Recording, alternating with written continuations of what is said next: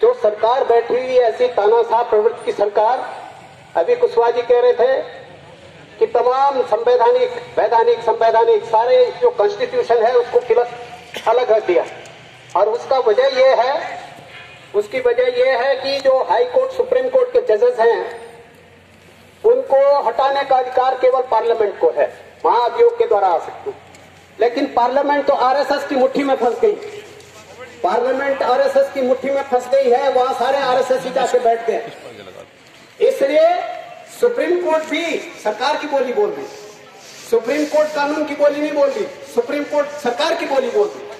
और मैं भी वकील हूं, मैं भी बहुत लंबे समय से वकालत करता हूं, लेकिन हम देखते हैं कई लोगों को संविधान की समझ नहीं है, और जो आज संविधान को बचाने का खतरा है ये सबसे बड़ा खतरा हो गया। इनकलाब जिंदाबाद, जिंदाबाद, जिंदाबाद। लेकिन ये तमाम पॉलिटिकल पार्टीज और विरोध के सवाल नहीं है।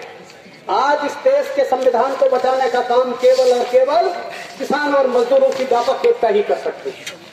हम अखिल भारतीय किसान सभा हिंदुस्तान में किसानों का सबसे बड़ा संगठन है, और इस संगठन ने अपने देश भर में अपने संगठन के विस्तार के साथ साथ देश के जो छोटे बड़े किसानों के संगठन थे, 500 किसान संगठनों का एक संयुक्त मंच बनाया है, अखिल भारतीय किसान संघर्ष समन्वय समिति। ये जो हमारा संघर्ष समिति है, ये लंबे समय से किसानों की कर्ज माफी और किसानों के दूसरे सवालों पर लड़ रही।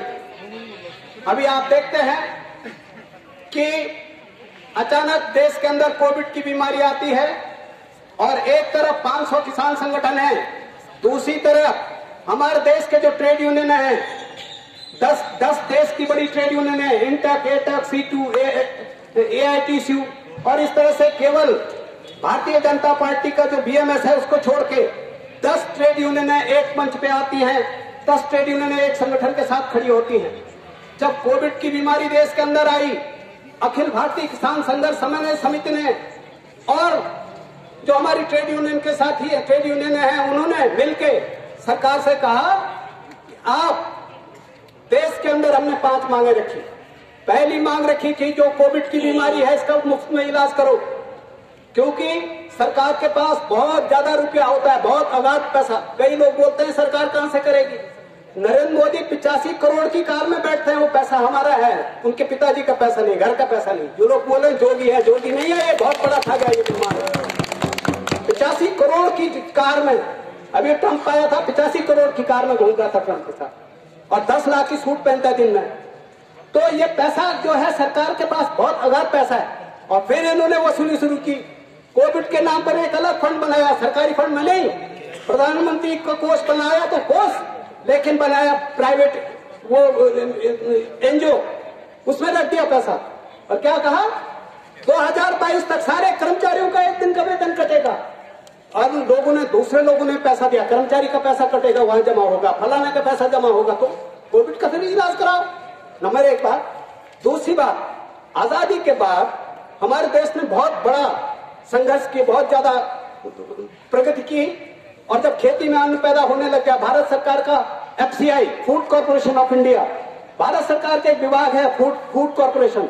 फूड कॉर्पोरेशन के बड़े बड़े गोदाम हैं, 2 फसलों पर, रबी और खरीफ की फसलों पर सरकार गोदामों में अनाज रख देती है, ताकि देश के अंदर कोई आपात स्थिति आएगी उस समय काम आएगा।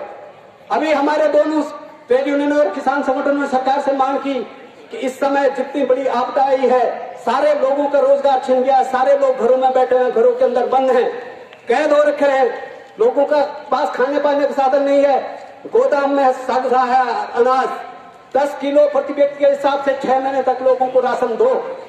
नंबर 3, हम इन संगठनों की मांग थी कि हम जो इनकम टैक्स पेई लोग हैं वो तो अपना रोजगार कर लेंगे, लेकिन जो गरीब लोग हैं वो कैसे पलेंगे, कैसे खाएंगे, क्या उनके पास पैसा नहीं है, उनकी खरीद क्षमता खत्म हो गई है। इसलिए प्रत्येक परिवार के खाते में 7,500 रुपया डालो 6 महीने तक।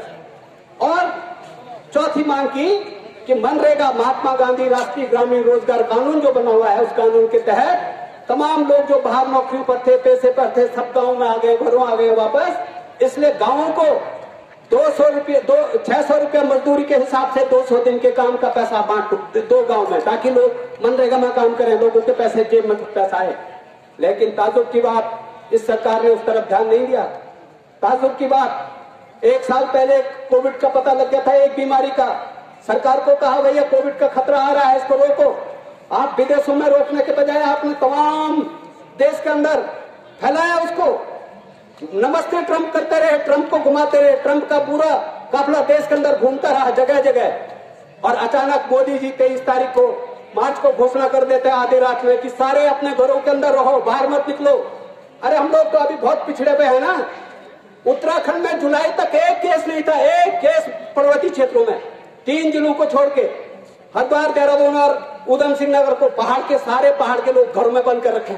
जगह जगह थाने खोल दिए, जगह जगह पुलिस, कोई घर में निकले सीधे पुलिस आ रही, कैसे निकल रहे। अरे हमको क्यों कैद कर रखा भाई? जहां कोई बीमारी नहीं, क्यों कैद कर रखा? सबको, सारे देश को कैद कर दिया। हमारी जो रेलवे कर्मचारी की यूनियन है, उसके अध्यक्ष ने एक पत्र लिखा प्रधानमंत्री को। उन्होंने कहा कि लोग बाहर अपनी रोजी रोटी पे गए हुए हैं, आप समय दो हमको 15 दिन का, हम सब लोगों को घर पहुंचाते। उनकी नहीं सुनी और 2 चुपके से सारे लोग कैद हैं, 2 कानून लाके खड़े कर दिए। एक कर्मचारियों के खिलाफ, जो कर्मचारियों के पक्ष में 44 कानून थे, उन कानूनों को तोड़ के 4 कानून बना दिए। आज 8 घंटे का काम खत्म हो गया, 12 घंटे काम लेंगे कर्मचारी से, मजदूर से। आज यूनियन बनाने का कार्य खत्म कर दिया, तमाम कर्मचारियों की सर्विस के कानून खत्म कर दिए। अब बेचने पर लग गए हैं, रेलवे को बेच रहे हैं, बैंक को बेच रहे हैं, वो हमारे बिजली विभाग को बेच रहे हैं। आपने सुना 28 बैंक है राष्ट्रीयकृत बैंक, तोड़ के कर दिए 12 तोड़ के कर दिए 5। बैंक खत्म कर दो। बैंक का अफसर इकट्ठा हो रहा है, बैंक का कर्मचारी इकट्ठा हो रहा है, डाकखाने कर्मचारी इकट्ठा हो रहा है, रेल का कर्मचारी इकट्ठा हो रहा है, सारी ट्रेन यूनियन इकट्ठी हो रही है। ये क्या कर रहे हैं आप? कहां ले जा रहे हैं नरेंद्र मोदी इस देश को? अडानी अंबानी को बेचना चाहते हैं। इसके लिए आजादी का आंदोलन हुआ था।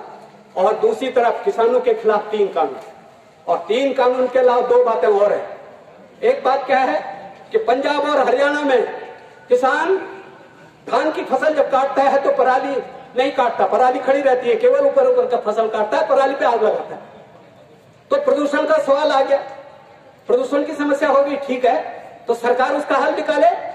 दिल्ली में एक सरकार बैठी हुई है, दिल्ली की सरकार ने कहा हम केमिकल बनाएंगे और किसान के खेत में वो सड़ जाएगा पराली। नरेंद्र मोदी ऐसा नहीं कर सकते थे।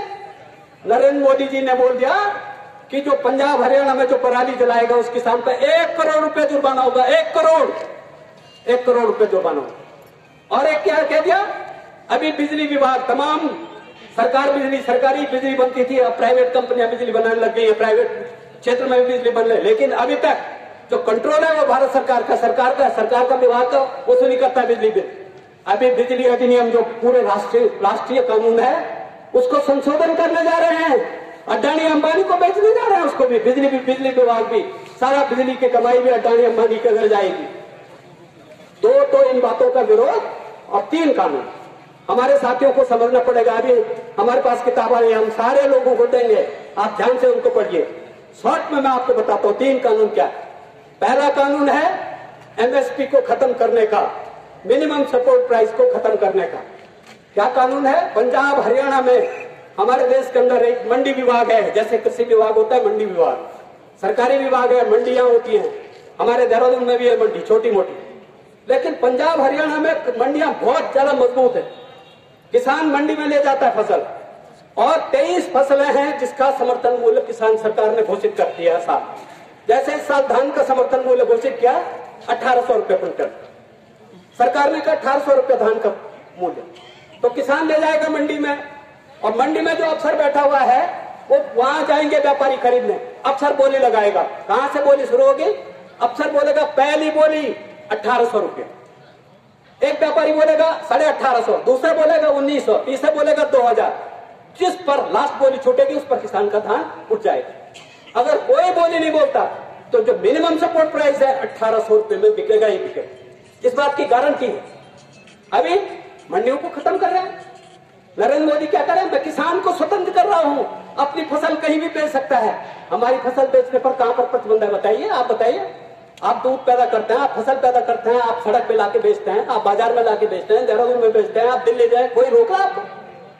इतना बड़ा झूठा प्रधानमंत्री बरगला रहा लोगों, कह रहा मैं बिचौलियों से आजाद कराना चाहता हूं। कौन है बिचौली? आड़ती। आड़तियों की भी रोजी रोटी खत्म। दूसरा कानून ठेका खेती। पहले कानून था, आजादी के बाद कानून था, एक गरीब आदमी है, शेड्यूल कास्ट है, उसके पास सबसे कम जमीन है, उसकी जमीन न चली जाए, वो भूमिहीन न हो जाए, इसलिए कानून था कि शेड्यूल कास्ट की जमीन बिक नहीं सकती, ताकि उसकी जमीन बची रहे। आज कानून बना दिया नरेंद्र मोदी ने, कॉर्पोरेट घराने लीज पे किसान की जमीन ले सकते हैं, ठेके पर ले सकते हैं, ठेका खेती। अब किसान की खेती में कुछ हो नहीं रहा है। अडानी अंबानी जी आएंगे, किसान को बोलेंगे कि मैं इतना 20 साल के लिए मेरे को अपने ठेके खेती दे दो, और वो खेती करेगा और किसान सड़क पे रहेंगे, खेत से बाहर कर देंगे उसको मजदूर बना देंगे, अपने मजदूरी पे लगाएंगे। दूसरा कानून है ठेका। और तीसरा कानून केवल किसानों का नहीं, आम जनता के लिए, आम उपभोक्ता के लिए खिलाफ बना दिया। 1955 में एक कानून बना, आवश्यक वस्तु अधिनियम, जो खाने पीने की आवश्यक चीजें हैं वो बाजार में मनमाने रेट से न बिके, उन पर नियंत्रण रहे, नियंत्रित भाव पे मिले, तो उसके लिए कानून बना था। पहले राशन की दुकान में राशन मिलता था, एक राशन कार्ड होता था, सबको 14 चीजें मिलती थी राशन कार्ड पर एक नियंत्रित दाम पे, जो रोजमर्रा की चीजें हैं, दाल, आटा, चावल, साबुन, नमक, तेल। अभी राशन कार्ड 4 तरह के हो गए। एक हो गया अंत्योदय के क्या नाम, एपीएल, बीपीएल, अन्नपूर्णा और अंत्योदय, 4 तरह काम कर दिया आपने, और राशन सब में खत्म। एक चीज खत्म, दूसरी चीज खत्म। आज राशन की दुकान में कुछ साल तक मिट्टी तेल मिलता है, वो भी ओपन मार्केट में, चीनी भी ओपन मार्केट में, थोड़े से चावल और गेहूं, वो भी केवल एपीएल को, बीपीएल को। तो इस तरह से जो है, जो बाजार में दुकान, एक दुकान पर नियंत्रित रेट पे मिलेगा, नियंत्रण का एक कानून था, नरेंद्र मोदी जी ने संशोधन कर दिया।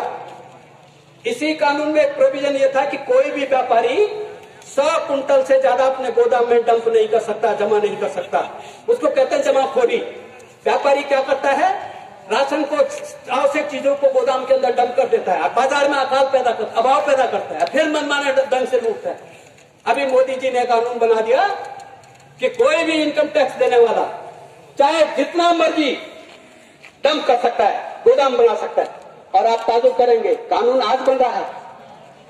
और 2019 में अडानी ने बना दिए पंजाब में, हरियाणा में बहुत बड़े बड़े गोदाम। पहले कैसे बना दिए? यानी अडानी अंबानी तय कर रहा है नीति, वो तय कर रहा है क्या होगा। तो तीसरा ये कानून है, खतरनाक कानून, जिससे सारे लोगों को लूटने का रास्ता, सारे लोगों की जेब से पैसा खींचने का रास्ता बनेगा। और जब ये सारे कानून इन्होंने लॉकडाउन के दौरान बनाए, अध्यादेश पार्लियामेंट में जबरदस्ती पास करवा दिया, इन्होंने समझा शायद विरोध कैसे होगा, लोग तो घरों में बंद है।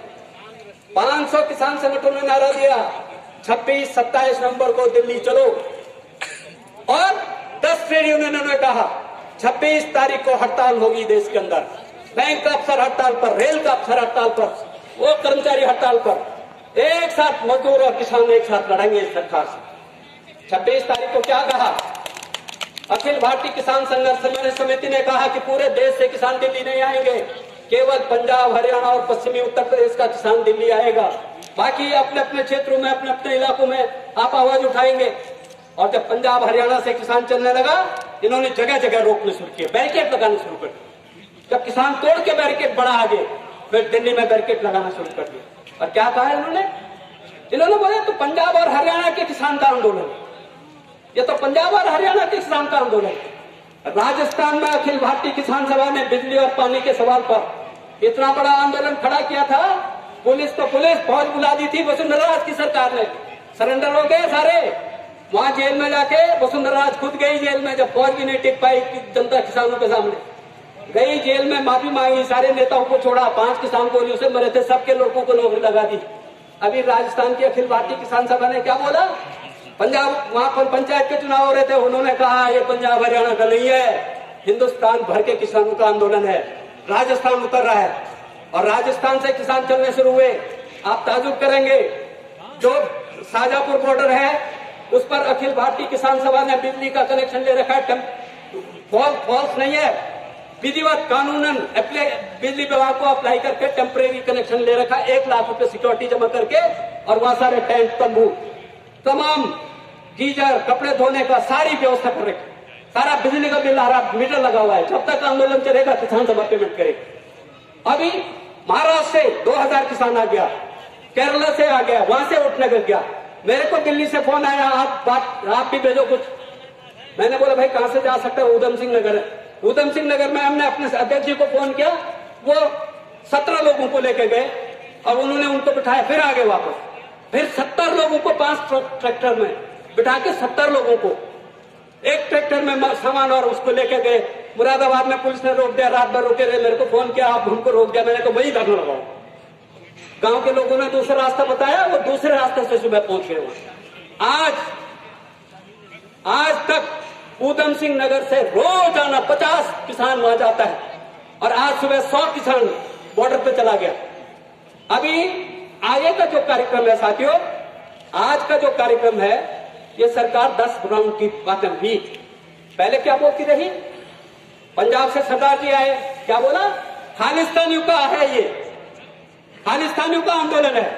अच्छा, पंजाब के सारे किसान खालिस्तानी हो गए, खालिस्तानी हो गए। फिर आए, फिर क्या बोला, मुसलमानों का, मुस्लिम आए तो बोले पाकिस्तानी आ गए, और लाल झंडे वाले आए, कह रहे ये आतंकवादी आ गए, नक्सली आतंकवादियों का कब्जा हो गया किसान आंदोलन पर, ये लाल झंडे वाले आ गए हैं। राकेश टिकैत जी ने बोला देखो जी, हमको लड़ाने की कोशिश मत करो, हम लाल पीले हरे झंडे में बंटने वाले नहीं हैं। जो संगठन किसानों की बात करेगा हम उसके साथ हैं, हम टूटने वाले नहीं हैं, तुम कितना ही दम लगा लो। इनके फौज फटक का आरएसएस गांव तक कितना ही लोगों को बरलाता रहा, तोड़ता रहा, तोड़ने की कोशिश करता रहा, आज तक आंदोलन टूटा नहीं, आज तक आंदोलन भटका नहीं। और पहले तो कह रहे थे साहब हम किसानों को, अरे नरेंद्र मोदी जी, हम घास खाते हैं, किसान जो अन्न पैदा करता है इस देश का घास खाता है। मैं समझाता हूं किसान को, हम समझाते हैं किसान को। अच्छा, हम घास खाते हैं किसान, और नरेंद्र मोदी अन्न खाते हैं। नरेंद्र मोदी के अलावा और उनका कल है नहीं। हमने कभी मांगा ही नहीं ये कानून, हम कह रहे हैं हमारे खिलाफ है, आप जबरदस्ती थोप रहे हो हम पे। भैया ये दादागिरी तुम्हारी नहीं चलने वाली। पंजाब में अकाली दल का समर्थन था, वापस ले लिया समर्थन। उनकी एक मंत्री थी, इस्तीफा दे दिया। आज वहां के प्रकाश सिंह बादल पूरे देश के राजनीतिक पार्टियों को इकट्ठा कर रही है। 23 राजनीतिक पार्टियां खड़ी हैं पीछे से, 23 राजनीतिक पार्टियां देश की। लेकिन किसान संगठनों ने कह दिया हम किसी राजनीतिक पार्टी के पास अपना आंदोलन का नेतृत्व नहीं रहेंगे, नेतृत्व किसानों के पास रहेगा। जो भी राजनीतिक पार्टी हमारा समर्थन करना चाहिए हम उनका धन्यवाद करेंगे, वो हमारा समर्थन कर रहे हैं, हम उनको हमारी मदद कर रहे हैं, हम सबका धन्यवाद करते हैं। क्या कह रहे हैं, राहुल गांधी पप्पू है, फलाना ये है, दूसरा वो है। ये नरेंद्र मोदी और तुम्हारी कंपनी ये नहीं चलेगी। एक दौर की बात हुई, दूसरे दौर की बात हुई, बात सिर्फ ये है, किसान नेताओं ने कहा यस और नो। हमारी मांग सिर्फ ये है, ये 3 कानून रद्द करो, यस और नो। पहले माने नहीं, फिर दिन डेट पे डेट, डेट पे डेट। अभी जब आंदोलन बहुत बड़ा होने लग गया, 9वें दौर में क्या बोला, हम 2 बातें मानने के लिए तैयार हैं। एक तो पराली वाला जो 1 करोड़ का जुर्माना, इसको खत्म कर देंगे, बिजली का जो कानून ला रहे हैं इसको नहीं लाएंगे। हम किसान नेताओं ने कहा ठीक है, ये तो ठीक है, लेकिन ये 3 कानून जब तक वापस नहीं होते तब तक नहीं होगा। अभी आप मान नहीं रहे, कई हमारे साथी गलतफहमी में हैं। आज यहाँ ट्रैक्टर रैली नहीं होनी थी, ट्रैक्टर रैली होनी है 26 तारीख को दिल्ली में। आज हमने पूरे देश में जो आह्वान है 500 किसान संगठनों का, 10 ट्रेड यूनियनों का, दोनों मिलके, किसानों के संगठन और कर्मचारियों के संगठन दोनों मिलके आज यहाँ राजभवन में, पूरे देश के अंदर राजभवनों का घेराव करेंगे। राजभवन पे किस लिए, राज्यपाल नरेंद्र मोदी के एजेंट बैठे हुए हैं, सेंट्रल गवर्नमेंट का एजेंट है राज्यपाल, इसलिए राजभवन पर धरना पूरे देश के अंदर। आज राजभवन पर, आज नहीं कल परसों 25 तारीख तक हम धरना देंगे। ठीक, हम यहाँ नहीं देंगे, हम वहां गांधी पार्क में देंगे, लेकिन 3 दिन तक धरना होगा। और 26 तारीख को एक तरफ ट्रैक्टर वाले जाएंगे दिल्ली और दूसरी तरफ हम दोनों संगठन, किसानों के और मजदूरों के संगठन, किसान और मजदूर, जब सरकारी कार्यक्रम हो जाएगा स्वतंत्रता आंदोलन का, उसके बाद हम तिरंगे झंडे लेके परेड निकालेंगे, आजादी की परेड, किसान की परेड। आखिर में मैंने बहुत लंबा समय आपका लिया, मैं आप सबका धन्यवाद करते हुए आखिर में मैं एक बात कहना चाहता हूं कि इस देश को आजाद कराने में मजदूर किसानों का बहुत बड़ा योगदान है। और जो ये सरकार में बैठे हुए भाजपा आरएसएस वाले, ये अंग्रेजों के एजेंट थे। इन्होंने अंग्रेजों की मुखबिरी की। इनके नेता सबसे बड़े अटल बिहारी वाजपेयी पुलिस के मुखबिर थे। उन्होंने मुखबिरी करके अपने भाई को सजा कराई। ये ठेकेदार नहीं है आजादी की। ये आजाद हिंदुस्तान अडानी अंबानी के हाथ बेचना चाह रहे हैं। ये बिकने वाला नहीं है। इस आंदोलन को बच्चे बच्चे तक, गांव गांव तक संगठन बनाने की जरूरत है, गांव गांव तक ले जाने की जरूरत है और निर्णायक लड़ाई होगी। अंग्रेज भगाया हिंदुस्तान के लोगों ने। नरेंद्र मोदी तो चुनाव वोट डाल के जीते हुए ना, उसको हटाना कोई कठिन काम नहीं है। लेकिन एक दोस्त है इसका, अमेरिका में बैठा हुआ था ट्रंप, चुनाव हरा दिया अमेरिका के लोगों ने, फिर भी अड़ा हुआ मैं बैठा रहूंगा। लेकिन भैया जनता के सामने तुम्हारी दादागिरी नहीं। ट्रंप साहब को भी खदेड़ दिया लोगों ने। नरेंद्र मोदी जी अभी भी अक्ल का काम करो, ज्यादा अक्लवर मत बनो। तुमको खदेड़ के ही हम दम लेंगे। इतना कहते हुए अपनी बात खत्म करता हूँ। बहुत सब साथियों का तो बहुत बहुत धन्यवाद। धन्यवाद।